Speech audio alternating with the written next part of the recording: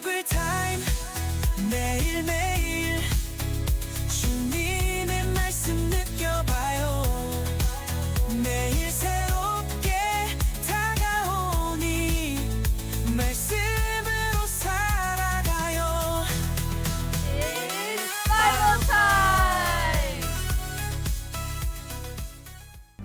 다 각각 집으로 돌아가고 예수는 감람산으로 가시니라. 아침에 다시 성전으로 들어오시니 백성이 다 나아오는지라. 앉으사 그들을 가르치시더니 서기관들과 바리새인들이 음행 중에 잡힌 여자를 끌고 와서 가운데 세우고 예수께 말하되, 선생이여, 이 여자가 간음하다가 현장에서 잡혔나이다. 모세는 율법에 이러한 여자를 돌로 치라 명하였거니와 선생은 어떻게 말하겠나이까? 그들이 이렇게 말하면 고발할 조건을 얻고자 하여 예수를 시험함이로라. 예수께서 몸을 굽히사 손가락으로 땅에 쓰시니 그들이 묻기를 맞이 아니하는지라. 이에 일어나 이르시되, 너희 중에 죄 없는 자가 먼저 돌로 치라. 다시 몸을 굽혀 손가락으로 땅에 쓰시니 그들이 이 말씀을 듣고 양심의 가책을 느껴 어른으로 시작하여 젊은이까지 하나씩 나가고 오직 예수와 그 가운데 섰는 여자만 남았더라.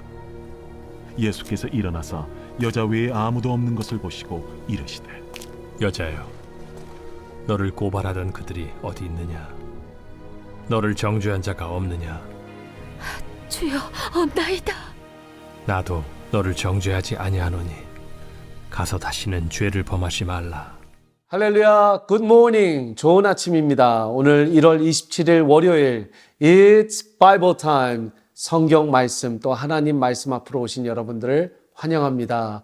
여러분들, 어제 주일에는 우리 중직 투표가 있었습니다. 중직 투표 결과 모든 분들, 우리 후보로 올라오신 모든 안수 집사님들, 권사님 후보분들이 다 3분의 2 여러분의 표를 받아서 선출이 잘 맞춰졌습니다. 이제 안수시까지 또 지방회의 시치과정 이런 것들이 남아 있습니다. 계속해서 기도해 주시고 여러분 한 분 한 분이 표에 동그라미 이렇게 또 치신 것을 보면서 참 여러분들이 교회를 사랑하시고 세미한 교회, 주님의 몸된 이 교회를 사랑하시고 헌신하시는구나라는 걸 느낄 수 있었습니다. 오늘 이 말씀을 보면서 또 성경 말씀으로 우리 교회를 세워가고 각자의 삶을 세워가는 저와 여러분들이 되기를 바랍니다. 오늘 말씀은 요한복음 7장 53절부터 8장 11절의 말씀입니다.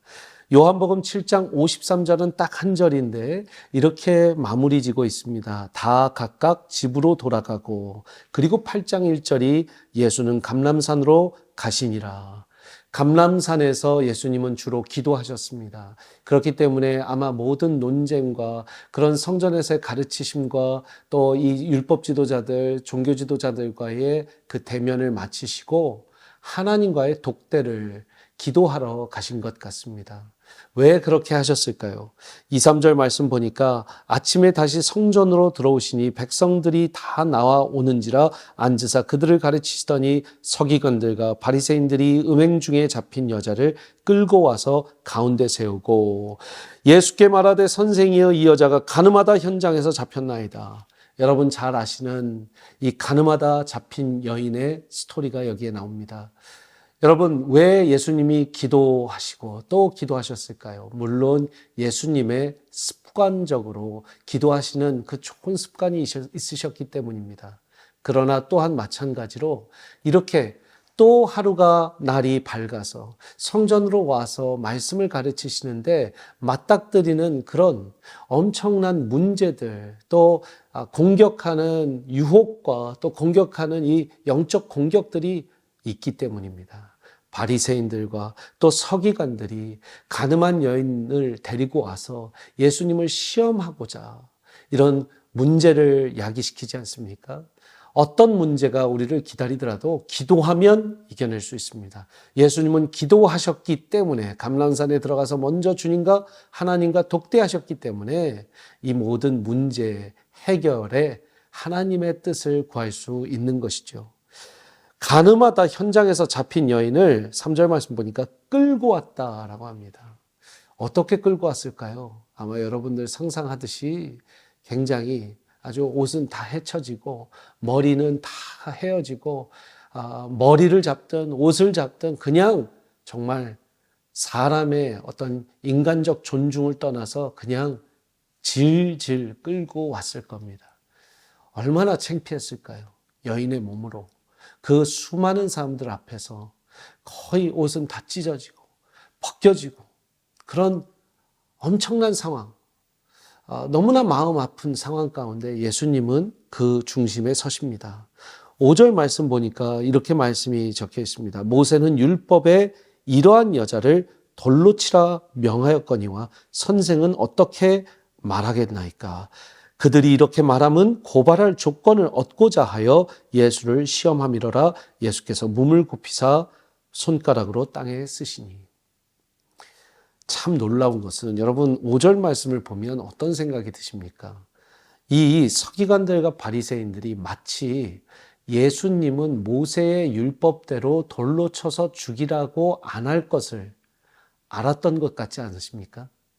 분명히 이 가늠한 여인을 데리고 와서 돌로 치려고 할 때에 예수님은 그 율법을 어겨서라도 이 여인을 감싸주고 보살펴 줄 거라는 그 예상이 바로 이 바리새인들과 서기관들의 마음 가운데 있었던 것 같아요.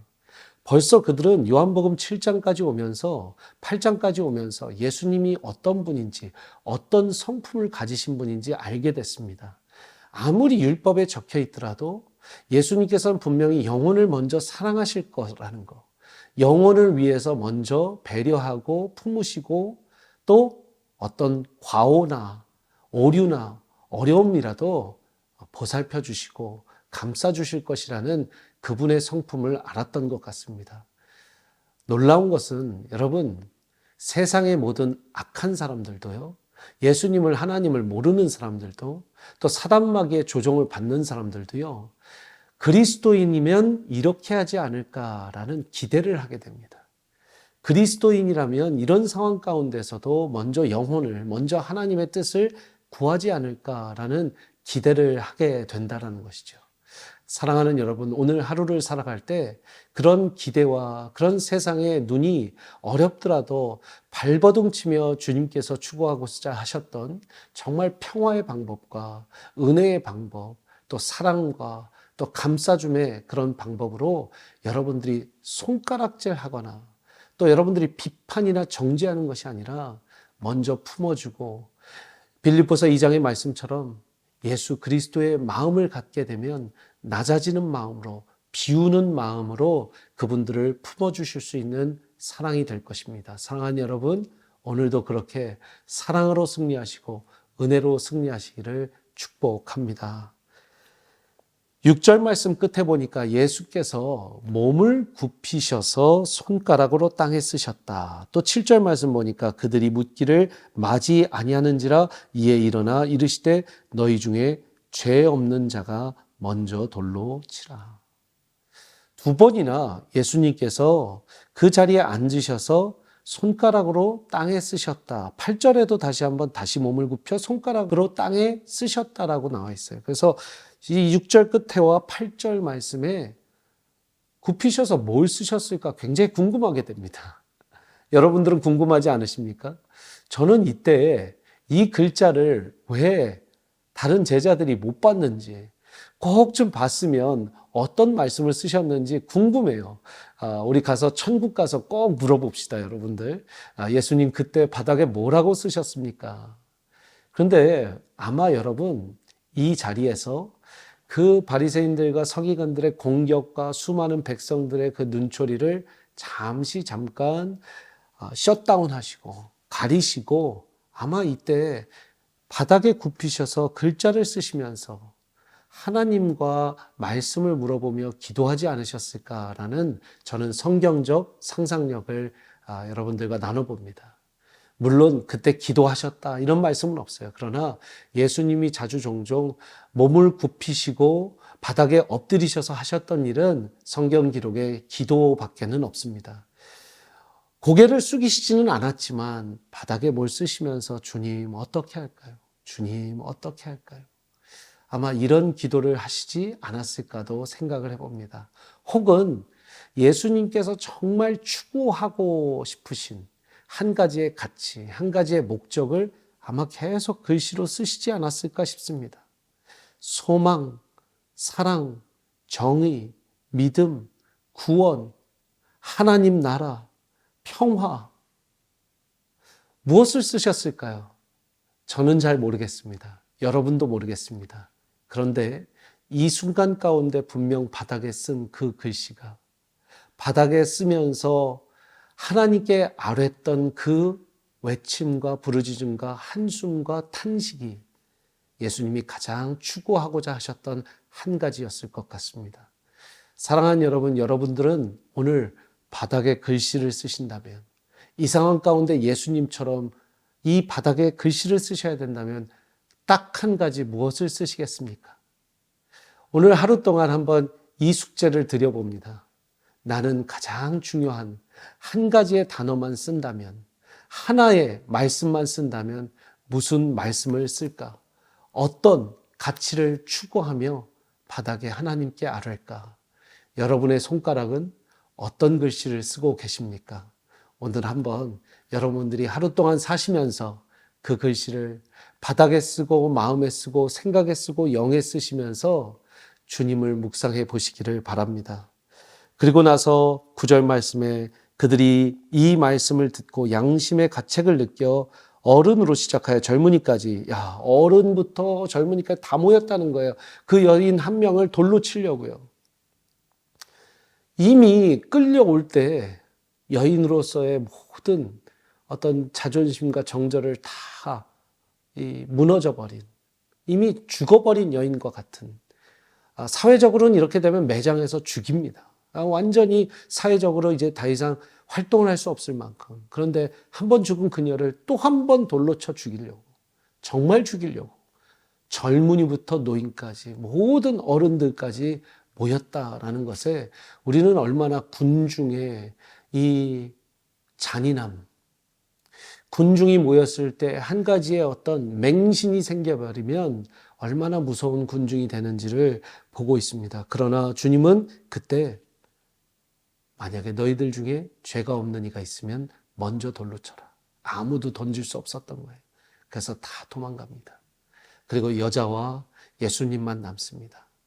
독대, 다시 한번 이 여인과 예수님의 독대 가운데 예수님은 10절 말씀에 예수께서 일어나서 여자 외에 아무도 없는 것을 보시고 이르시되 여자여 너를 고발하던 그들이 어디 있느냐? 너를 정죄한 자가 없느냐? 대답하되 주여 없나이다. 예수께서 이르시되 나도 너를 정죄하지 아니하노니 가서 다시는 죄를 범하지 마라 하시니라. 가서 다시는 죄 짓지 마라. 나도 너를 정죄하지 않는다.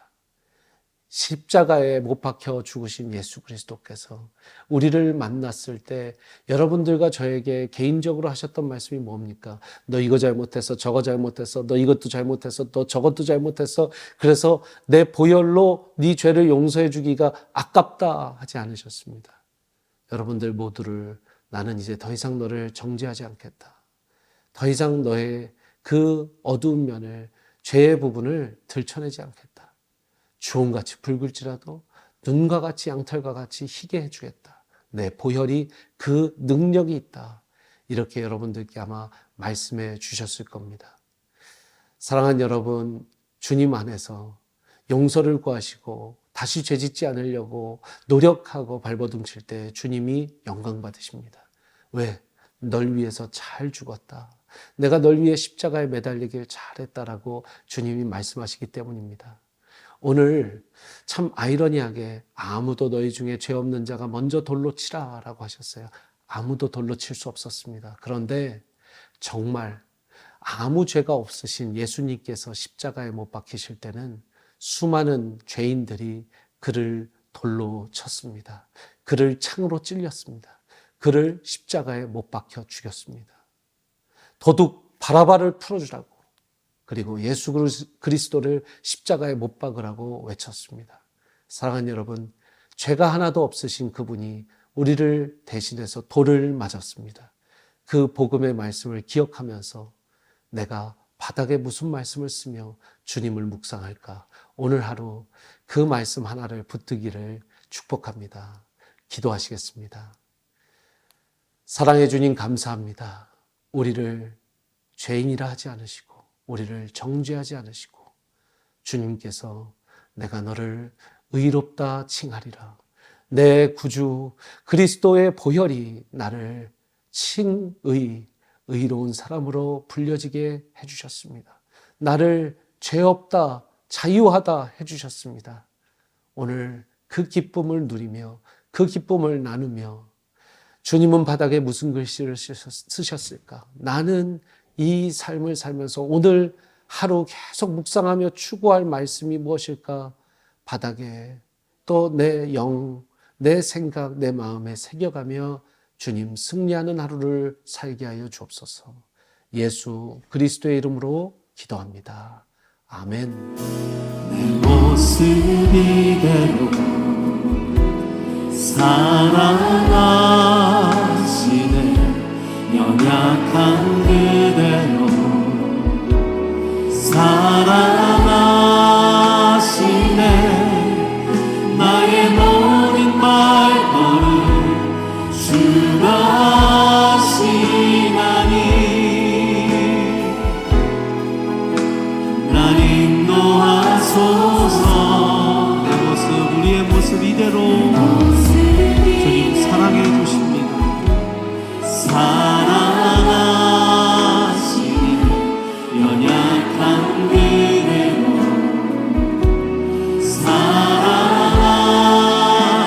사랑하시네. 나의 모든 발걸음 주가 하시나니 날 인도하소서. 우리를 공동체로 한 공동체 한 명